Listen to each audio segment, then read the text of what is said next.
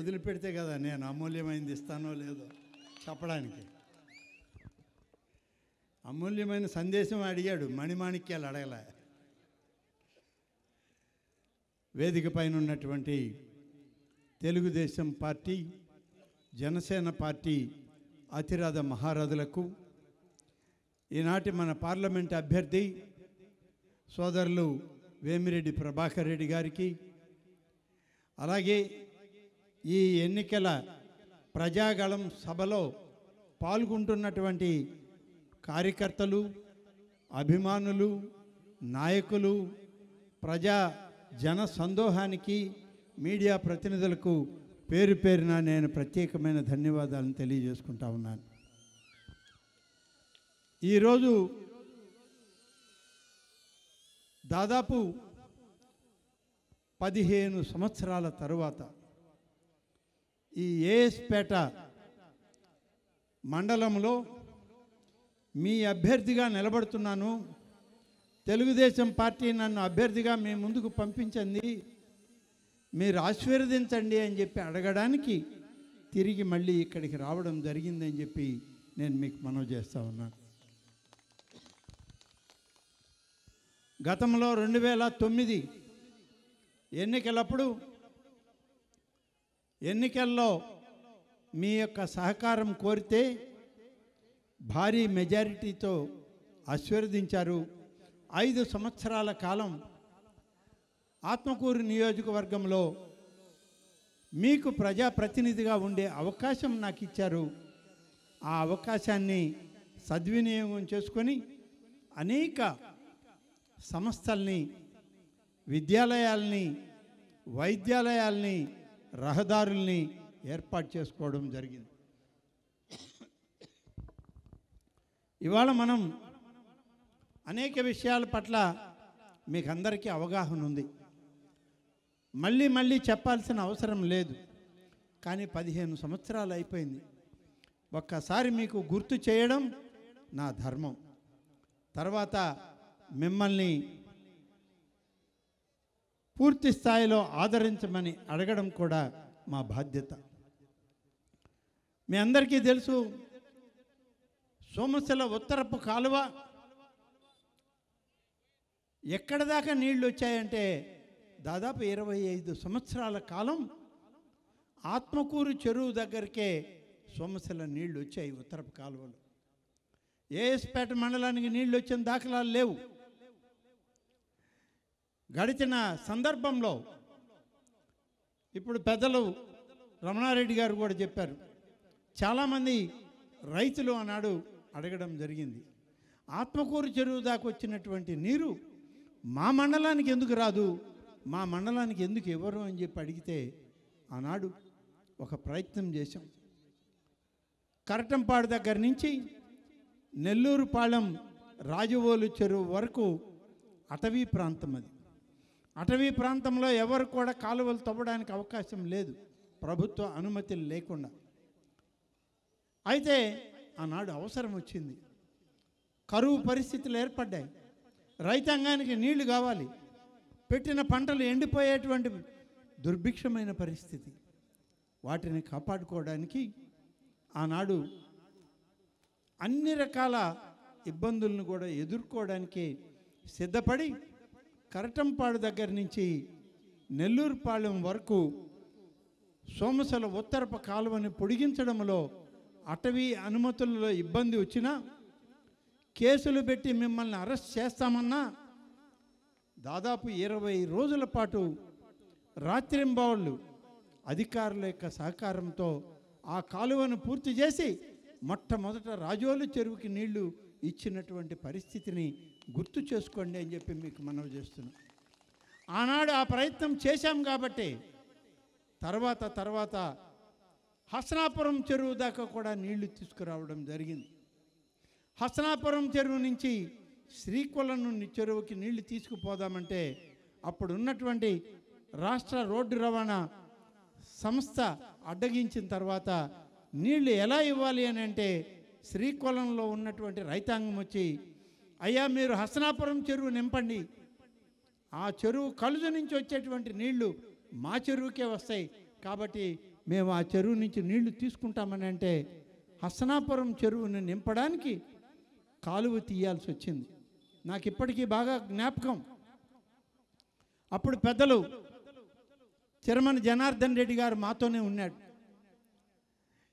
కాలువకి నీళ్ళు ఇవ్వాలి, నీళ్ళు ఇవ్వాలంటే నీ పొలంలో పోవాలంటే నా పైరు ఉందయ్యా, నువ్వు కాలువ దవ్వితే నా పైరంతా పోద్ది అని అన్నా కూడా, పోతే పోయిందిలే బా, నీ ఒక్కడి పైరే కదా పోతుంది, కొన్ని వేల ఎకరాలు 100 మంది రైతాంగానికి మార్గం దొరుకుతుంది, కాబట్టి నువ్వు ఒప్పుకో అని చెప్పి జనార్దన్ రెడ్డిని ఆనాడు ఒప్పించి, నాకు ఇప్పటికీ గుర్తుంది, ఆయన బాధపడ్డా ఆయన పొలంలో పైరు మీద కాలువ దొవ్వినటువంటి సందర్భం నాకు ఇంకా కళ్ళకు కట్టి కనబడుతూ ఉందని చెప్పి నేను మీకు మనవి చేస్తున్నా. ఇవాళ జనార్దన్ రెడ్డి మనతో లేకపోవచ్చు, అయినా కూడా ఆనాడు తను ఒప్పుదల చేసి మనకిచ్చిన అవకాశం ఇవాళ వేలాది ఎకరాలకి సాగునీరు అందించగలిగింది ప్రభుత్వం అని చెప్పి నేను మీకు మనవి చేస్తున్నా. ఆ విధంగా ఉత్తరపు కాలువ పొడిగింపుకి అవసరమైనటువంటి అన్ని పనులు చేసి ఇవాళ ఏఎస్పేట మండలంలో అనేక గ్రామాలకి నీళ్ళు ఇచ్చినటువంటి పరిస్థితి మనం చేయగలిగాము. ఇది ప్రభుత్వంలో మనం చేసినటువంటి కార్యక్రమం. అలాగే ఒక ఐటీఐ కాలేజీ ఏర్పాటు చేయాలన్నాం ఏఎస్పేట మండలానికి. అన్ని మండలాల్లో ఒక్కొక్క విద్యాలయం పెట్టాం. ఏఎస్పేట మండలంలో ఎందుకు పెట్టకూడదని ఆలోచన చేస్తే ఐటీఐ కాలేజీ కానీ పెడితే ఈ ప్రాంతంలో ఉన్నటువంటి పిల్లలకి నైపుణ్యం పెరుగుతుంది, వాళ్ళకు ఒక నైపుణ్యాభివృద్ధిలో వాళ్ళు అభివృద్ధి చెందితే స్వయం సమృద్ధితో వాళ్ళ కాళ్ళ మీద వాళ్ళు నిలబడడానికి అవకాశం ఉంటుందని చెప్పి ఆనాడు ఐటీఐ ప్రభుత్వ ఐటీఐని మంజూరు చేయించాం. ఆనాడే డబ్బు కూడా ఇవ్వడం జరిగింది, స్థలం కేటాయించడం జరిగింది. అయితే 10 సంవత్సరాలు పట్టింది ఆ భవనం పూర్తి చేసి ఇటీవల రిబ్బన్ కత్తిరించారు ఇప్పుడు ఉన్నటువంటి పెద్దలు. మరి అదేవిధంగా మోడల్ స్కూల్ వచ్చింది. మోడల్ స్కూల్కి భవనాలు కావాలి అని అంటే అప్పటికప్పుడు 6 కోట్ల రూపాయలు ఇచ్చి మోడల్ స్కూల్కి భవనాలను మంజూరు చేసినటువంటి పరిస్థితి ఈ ఏఎస్పేట మండలం. కస్తూర్బా బాలికా విద్యాలయం ఆ రోజు ఇవ్వడం జరిగింది. అనేక హై స్కూళ్ళకి భవనాలు లేకపోతే ఆర్ఎంఎస్ఏ పథకం కింద దానికి కూడా భవనాలు ఇవ్వడం. ఇక రోడ్లు భవనాల శాఖ నుంచి 85 కోట్ల రూపాయలతో నిధులు మంజూరు చేసి రోడ్డు మంజూరు చేశాం. ఆత్మకూరు జాతీయ రహదారి దగ్గర నుంచి హసనాపురం వరకు రోడ్డుని నిర్మాణం చేసి అప్పచెప్పడం జరిగింది. సంగమ నుంచి హసనాపురం వరకు కలిగిరి రోడ్డును కూడా డబుల్ లేన్ రోడ్డు చేసి ఇప్పడం జరిగింది. ఆ రోజైతే మేము చేసి ఇచ్చాం, కానీ తర్వాత వచ్చిన ప్రభుత్వం పట్టించుకున్నటువంటి పాపాన పోలేదు. మళ్ళీ గుంటలు పడ్డాయి. నేను ఇప్పుడు వస్తా చూశాను, ఈ రోడ్డు మళ్ళీ మొదలుపెట్టి చేయాల్సిన పరిస్థితి ఉంది. కాబట్టి రేపు రాబోయేటువంటి ప్రభుత్వంలో మళ్ళీ ఈ రహదారులన్నింటినీ పూర్తి స్థాయిలో చేయడం జరుగుతుందని చెప్పి నేను మీకు మనవి చేస్తూ ఉన్నాను. ఇక రహదారుల మీద బ్రిడ్జిలు 67 కోట్ల రూపాయలతో ఆనాడు పంచాయతీరాజ్ బ్రిడ్జిలు, అలాగే 85 కోట్ల రూపాయలతో రోడ్లు భవనాల శాఖ బ్రిడ్జిలు ఇవన్నీ చేశాం. మెరుగైన విద్యుత్ కోసం సబ్స్టేషన్ ఒకటి ఈ ఏఎస్పేట మండలంలో మంజూరు చేసి పూర్తి చేసి ఈ ప్రాంత ప్రజానీకానికి రైతాంగానికి నాడు అప్పగించడం జరిగింది. అలాగే నూతన గ్రామ పంచాయతీ భవనాలకి అంగన్వాడీ భవనాలకి నిధులు మంజూరు చేసి ఆ రోజు ఇస్తే వాటన్నిటినీ నిర్మాణం చేయడం జరిగింది. వేర్లగుడిపాడులో బొగ్గేరుపై హై లెవెల్ వంతెన కావాలంటే 9,75,00,000 రూపాయలతో ఆ వంతెనని పూర్తి చేయగలిగాం. అలాగే సబ్ సెంటర్ బిల్డింగులు నిర్మించాం. శ్రీకొల్లని ఎస్సీ కాలనీ నందు కమ్యూనిటీ హాల్ కావాలంటే ఇవ్వడం జరిగింది. 3.5 లక్షల రూపాయలతో నక్కలవాగు మీద హై లెవెల్ బ్రిడ్జిని మంజూరు చేసి నిర్మాణం చేసి ఆత్మకూరు హసనాపురం రోడ్డులో దాన్ని పూర్తి చేయడం జరిగింది. బేరాపేరు వాగుపైన హై లెవెల్ బ్రిడ్జి నిర్మాణం ఆత్మకూరు హసనాపురం రోడ్డు పైన. అలాగే ఒడుసు వాగుపైన హై లెవెల్ బ్రిడ్జి నిర్మాణం 230 లక్షల రూపాయలతో రాజోలు ఏఎస్పేట తారు రోడ్డు నిర్మాణం కూడా పూర్తి చేయడం జరిగింది అని చెప్పి నేను మీ అందరికీ మనవి చేస్తున్నా. సోమశిల ఉత్తరపు కాలువ నుంచి చౌట భీమవరం, ఎడవల్లి, వేల్పులగుంట, అక్బరాబాద్ రైతాంగానికి లిఫ్ట్ ఇరిగేషన్ ద్వారా సాగు, త్రాగునీరు సౌకర్యం కల్పించాల్సి ఉండే. ఆనాడు ఈ రాష్ట్రం విడిపోవడంతో, చివరి 6 మాసాల ప్రభుత్వాన్ని పనిచేయకపోవడంతో ఈ లిఫ్ట్ ఇరిగేషన్ స్కీము ఆనాడు చేయలేకపోయాం. ఇవాళ మీరు ఆదరించండి, ఆశీర్వదించండి. ఈ లిఫ్ట్ ఇరిగేషనే కాదు, ఇంకా ఏమైనా కొరవలు ఉన్నా సరే వాటన్నిటినీ కూడా పూర్తి చేసి రైతాంగానికి అందించడం జరుగుతుందని చెప్పి నేను మీకు మనవి చేస్తున్నా. ఇప్పుడే ప్రభాకర్ రెడ్డి గారు చెప్పారు, రహమతాబాద్ దర్గా అంటే ఇది ప్రపంచ ప్రసిద్ధిగాంచింది. ఈ ఏఎస్పేటకి అనేక ప్రాంతాల నుంచి, ఇతర రాష్ట్రాల నుంచి, జాతీయంగా కూడా పర్యాటకులు వస్తూ ఉంటారు. కాబట్టి ఇది జాతీయ స్థాయిలో పర్యాటక కేంద్రం కావడానికి అవసరమైన నివేదికలన్నీ ఆనాడే కేంద్ర ప్రభుత్వానికి, రాష్ట్ర ప్రభుత్వం నుంచి పంపడం జరిగింది. మీ అందరి యొక్క ఆశీస్సులు ఉంటే రేపు ప్రభాకర్ రెడ్డి గారు మన పార్లమెంటు సభ్యులు అవుతారు. తప్పనిసరిగా జాతీయ ప్రాజెక్టు కింద ఈ ఏఎస్పేట ప్రాంతాన్ని, పర్యాటక రంగాన్ని తీసుకురావడానికి అన్ని ప్రయత్నాలు చేస్తామని చెప్పి నేను మీకు మనవి చేస్తూ ఉన్నా.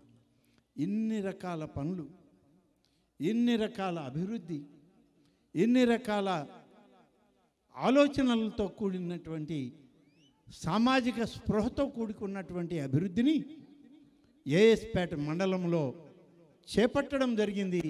5 సంవత్సరాల కాలంలో ఇంత పెద్ద ఎత్తున నిధులు వెచ్చించి ఈ ప్రాంతాన్ని అభివృద్ధి చేయడం జరిగింది అని చెప్పి నేను మీకు మనవి చేస్తున్నా. ఇవాళ మీరు ఆలోచించండి, వేమిరెడ్డి ప్రభాకర్ రెడ్డి వచ్చారు, తెలుగుదేశం పార్టీ అభ్యర్థిగా మీ ముందుకు రావడం జరిగింది. మిమ్మల్ని ఓటు అడుగుతున్నాం. అలాగే అసెంబ్లీ అభ్యర్థిగా తెలుగుదేశం పార్టీ నుంచి సైకిల్కి ఓటేయండి అని చెప్పి నేను కూడా మీ ముందు అభ్యర్థించడం జరుగుతుంది. ఇవాళ మీ ముందు ఉంది ఆ ప్రశ్న. ఇవాళ 10 సంవత్సరాల కాలం ఈ యొక్క ఆత్మకూరు నియోజకవర్గం ఒక కుటుంబ పరిధిలో ఉంది. పోయిన 5 సంవత్సరాలు వాళ్ళే శాసనసభ్యులు, ఇప్పుడు 5 సంవత్సరాలు వాళ్ళే శాసనసభ్యులు, కొద్ది కాలం మంత్రులు. మరి దురదృష్టం, ఇన్ని పనులు జరిగాయి మేము చెప్పినటువంటివి, ఇన్ని పనులు 5 సంవత్సరాల్లో మేము చేయగలిగాం. 10 సంవత్సరాల్లో ఇప్పుడు ఉన్నటువంటి ప్రజాప్రతినిధులు వాళ్ళు సాధించింది ఏంది, ఏమి చేశారు ఈ ఏఎస్పేట మండలానికి అనేటువంటిది ఒక్కసారి మీరు ఆలోచించండి అని చెప్పి నేను మిమ్మల్ని కోరుతా ఉన్నా. 5 సంవత్సరాల్లో మేము చేసిన అభివృద్ధి ఒకవైపు, 10 సంవత్సరాల్లో వాళ్ళు చేసిన విధ్వంసం మరొక వైపు.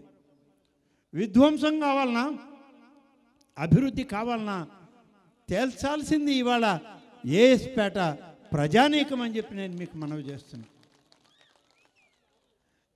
దర్గా దగ్గరికి వెళ్ళాం, ప్రభాకర్ రెడ్డి గారు నేను మమ్మల్ని అందరినీ తీసుకెళ్లారు. పూజ పూర్తి చేసుకున్నాం.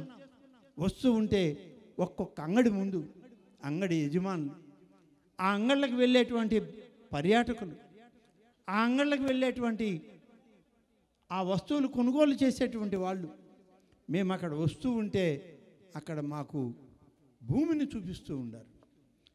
ఇక్కడ చూడండి అంటున్నారు, ఇది చూసి చెప్పండి మాకు అంటున్నారు.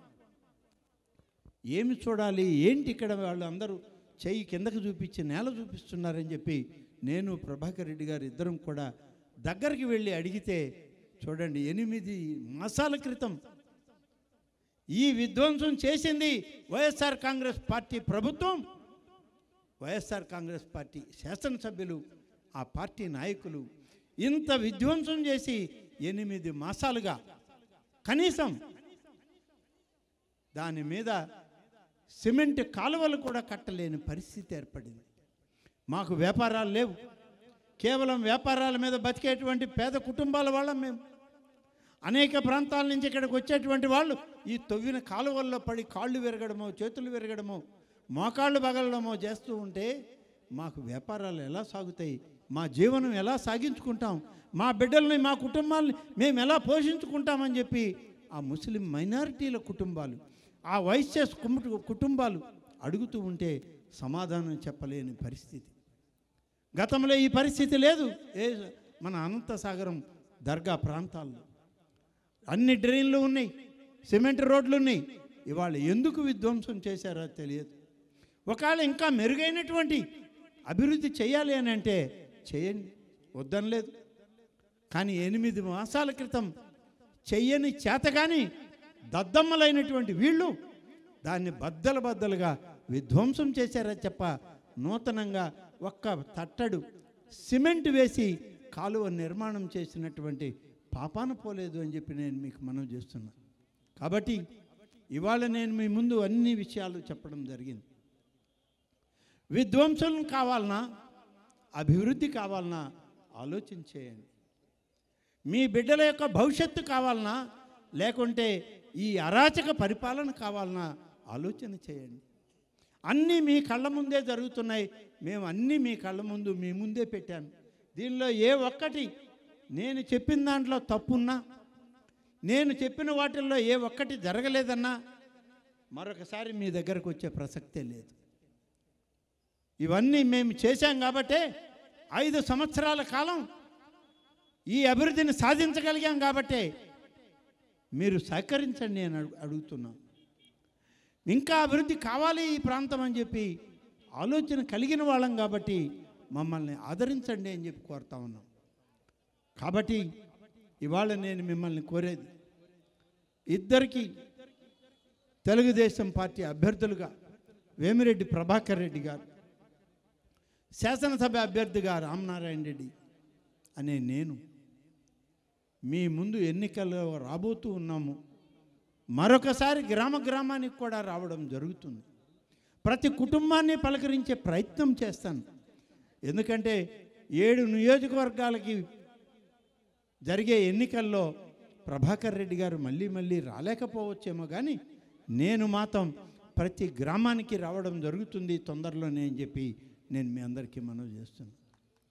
నేనల్లా కోరేది మిమ్మల్ని ఒక్కటే, మళ్ళీ ఈ ప్రాంతాన్ని అభివృద్ధి చేయడానికే ఈ బాధ్యతలు నీకు అప్పగిస్తున్నానని చెప్పి చంద్రబాబు నాయుడు గారు మళ్ళీ నన్ను ఇక్కడే పోటీకి నిలబెట్టడం జరిగింది అని చెప్పి నేను మీ అందరికీ తెలియజేసుకున్నాను. నేను వెంకటగిరిలో శాసనసభ్యుడిగా పనిచేశాను నిన్నటి వరకు. ఈరోజు తిరిగి నువ్వు ఆత్మకూరుకి వెళ్ళు, నువ్వు చేసిన అభివృద్ధి ఎక్కడ ఆగిపోయిందో, ఎక్కడ నువ్వు ఆపినావో అక్కడే ఆగిపోయింది 10 సంవత్సరాల కాలం. 10 సంవత్సరాల కాలం ఒక్క ఇటుకరాయి పెట్టిన పరిస్థితి లేదు, ఒక టకార సిమెంట్ వేసిన పరిస్థితి లేదు, ఒక తట్టడు మట్టి వేసిన పరిస్థితి లేదు. ఒక దోపిడీ వ్యవస్థ కొనసాగింది. ఒక దగుల్బాజీ ప్రభుత్వం ఆ ప్రాంతాన్ని నష్టపరిచింది. మీరు వెళ్ళండి, ప్రభాకర్ రెడ్డికి నీకు మంచి సఖ్యత ఉంది కాబట్టి మీరిద్దరు కలిసి అభివృద్ధి చేయండి అని మమ్మల్ని ఇక్కడికి పంపడం జరిగింది. ప్రభాకర్ రెడ్డి గారు నాకు ఇవాళ కాదు, దాదాపు తనకి 10-12 ఏళ్ల వయసు అప్పటి నుంచి మేము కలిసిమెలిసి తిరిగాం. ఆయన కన్నా కొంచెం పెద్ద వయసు నాది. మా తమ్ముళ్ళతో కలిసి ఉండే ప్రభాకర్ రెడ్డి గారు మళ్ళీ మేమందరం కలిసాం. ఇవాళ రాజకీయాల్లో కలిసి మీ ముందుకి అందరం కలిసి వచ్చాం. మిమ్మల్ని ఆదరించమని కోరుతున్నాం. చివరిగా నేను అడిగేది ఒక్కటే, ఈ ఒక్కసారి అవకాశం ఇవ్వండి మాకు, ఈ ఒక్కసారి అవకాశం ఇవ్వండి. గతంలో జరిగిన 5 సంవత్సరాల అభివృద్ధి రాబోయే 5 సంవత్సరాల్లో మేమిద్దరం కలిసి ఈ ప్రాంతాన్ని అన్ని విధాల అభివృద్ధి చేసి మళ్ళీ మీకు అప్పగిస్తామని చెప్పి మనం చేస్తున్నాం. ఇవాళ విధ్వంసకరమైన పరిపాలనలో నష్టపోయిన ఏఎస్పేట రైతాంగం, నష్టపోయిన ప్రజానీకం, అన్ని విధాల నష్టపోయినటువంటి పోగొట్టుకున్నటువంటి యువత, ఇవాళ రేపటి యువతకు భవిష్యత్తు లేనటువంటి పరిస్థితులు ఇవాళ ఈ మండలంలో ఉన్నాయి. రేపటి తరం మీ బిడ్డలకి ఏం భవిష్యత్తు ఇస్తారు అని అడుగుతున్నా. మీకే అర్థం కాని పరిస్థితుల్లో ఉంటే రేపటి తరంలో ఉన్న మీ బిడ్డలకి భవిష్యత్తు ఎలా ఇవ్వబోతున్నారని అడుగుతున్నా. ఇచ్చే అవకాశం ఉందా అని అడుగుతున్నా. కాబట్టి బాగా ఆలోచించండి. నేను మళ్ళీ వస్తాను, మళ్ళీ గ్రామానికి వస్తాను, ఈ గ్రామానికి కూడా వస్తాను, మిమ్మల్ని అందరినీ కలుస్తాను. ఒక్కసారి ప్రశాంతంగా ఇంటికి వెళ్ళండి, గుండెల మీద చెయ్యి వేసుకోండి. రామనారాయణ రెడ్డి చెప్పినటువంటి 4 మాటలు మంచివా కావా? అభివృద్ధికి విధ్వంసానికి మధ్య జరిగిన పోరాటంలో రాబోయే ఈ మహాసంగ్రామం, ఈ ఎన్నికలు ఎవరి వైపు మొగ్గాలి అనేది ప్రశాంతంగా మీరు ఆలోచించండి. అందుకనే నేను అభ్యర్థిస్తా ఉన్నా, ఒక్క అవకాశం ఇవ్వండి మాకు. ఒకే ఒక్క అవకాశం. 2 ఓట్లలో సైకిల్ గుర్తుకు ఓటేయండి, తెలుగుదేశం పార్టీని గెలిపించండి. మీకు సేవ చేసేటువంటి మహద్భాగ్యాన్ని నాకు వేమిరెడ్డి ప్రభాకర్ రెడ్డికి అందించండి అని చెప్పి కోరుతూ, మరొకసారి ఒక్క అవకాశం ఇచ్చి మీతోటి కలిపి మీ కుటుంబ సభ్యులుగా మమ్మల్ని ఆదరించి ముందుకు నడిపించండి అని చెప్పి కోరుతూ సెలవు తీసుకుంటాను. జై హింద్, జై తెలుగుదేశం. థ్యాంక్ యూ అన్న.